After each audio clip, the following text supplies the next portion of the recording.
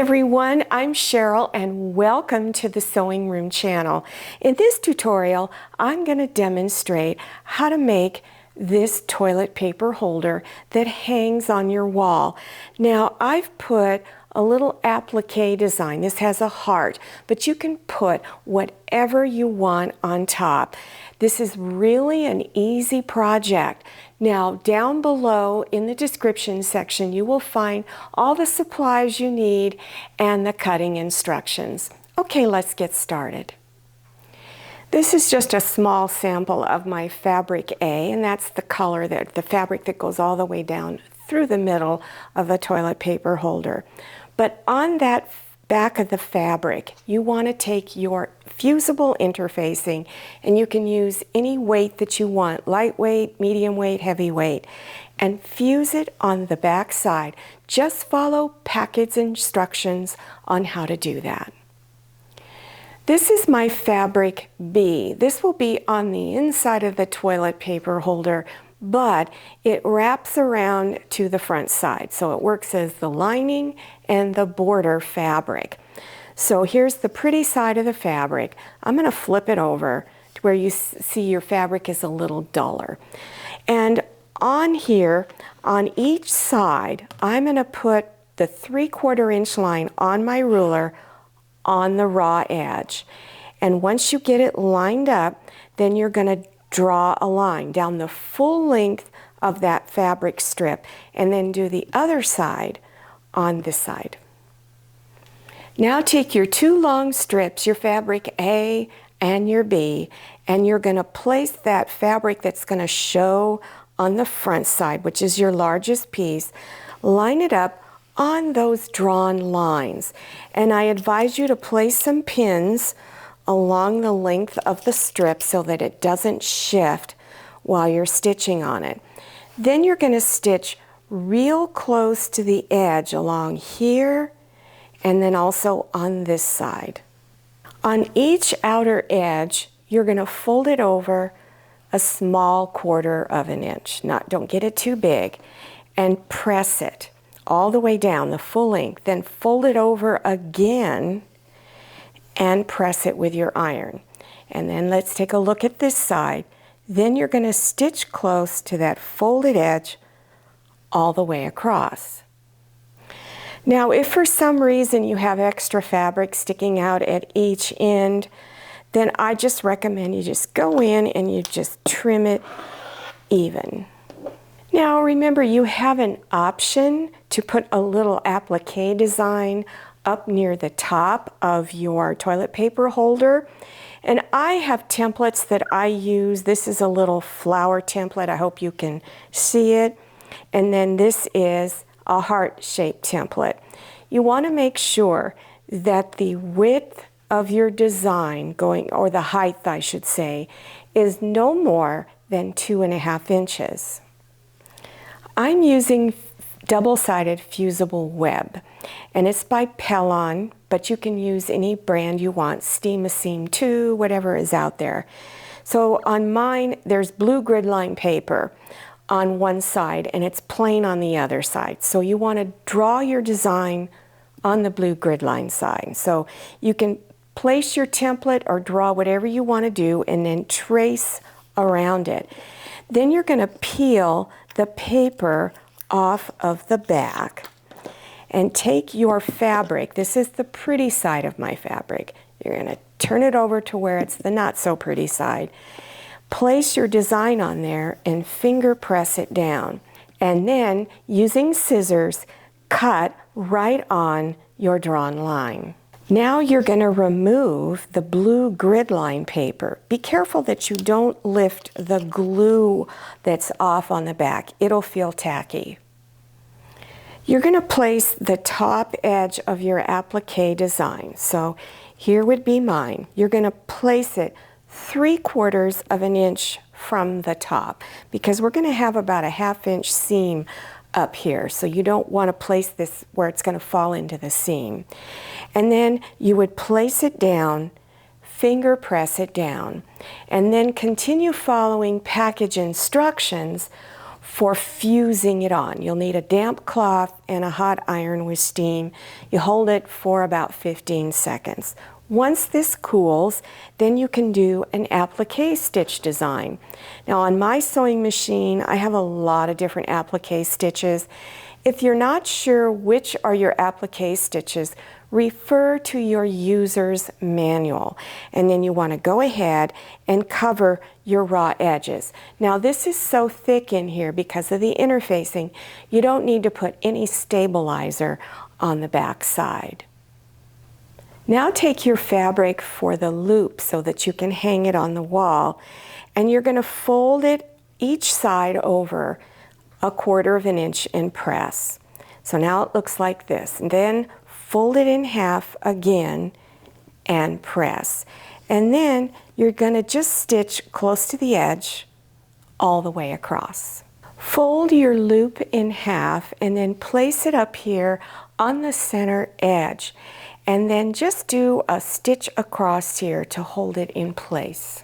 Now bring the other end, and you're going to bring front sides of the toilet paper holder together and line it up here at the edge. Pin your edges together and then stitch a 1/2 inch wide seam all the way across. Now do an overcast stitch to cover that raw edge. If you're not sure what an overcast stitch is, look in your user's manual and they will show you all of those stitches.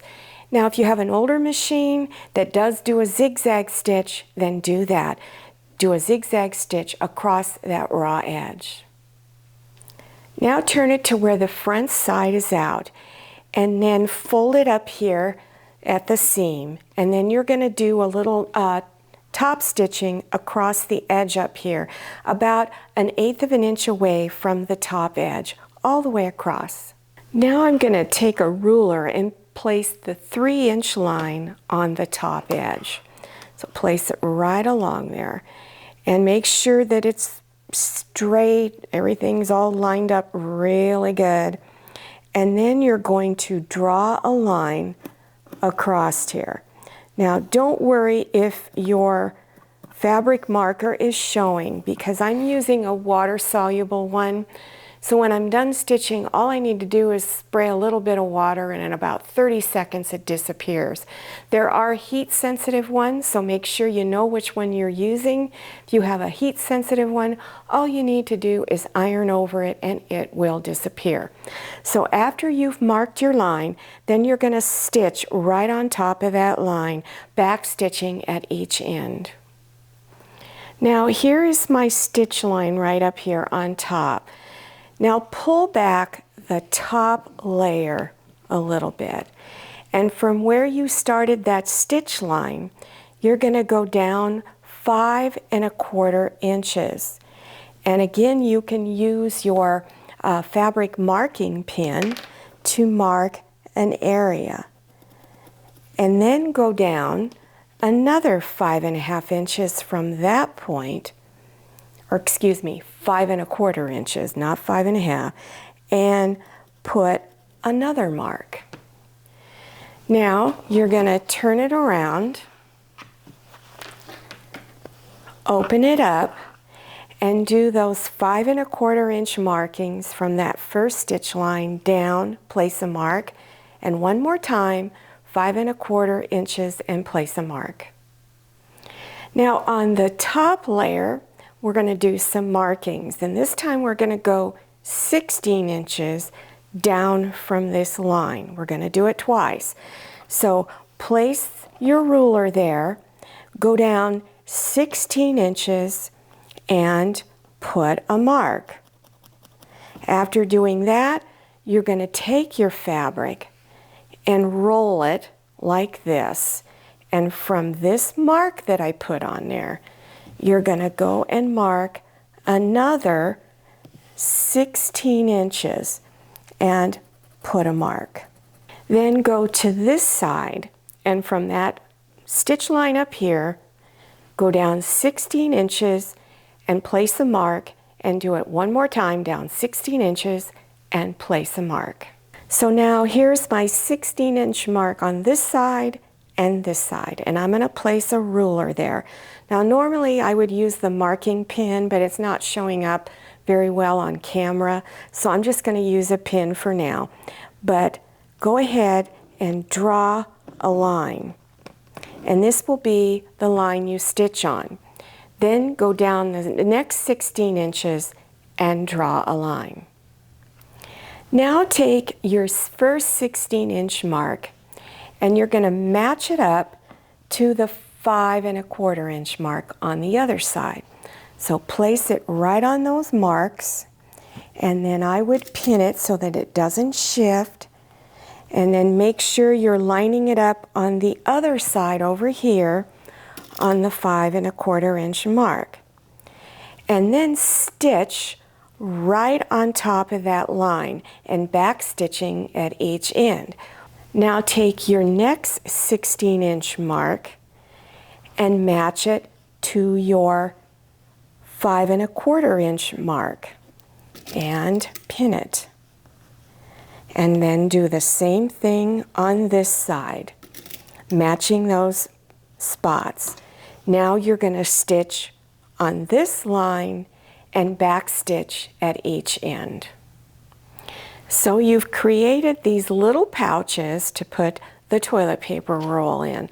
So when you're done, all you have to do is just slip it inside. And there you go.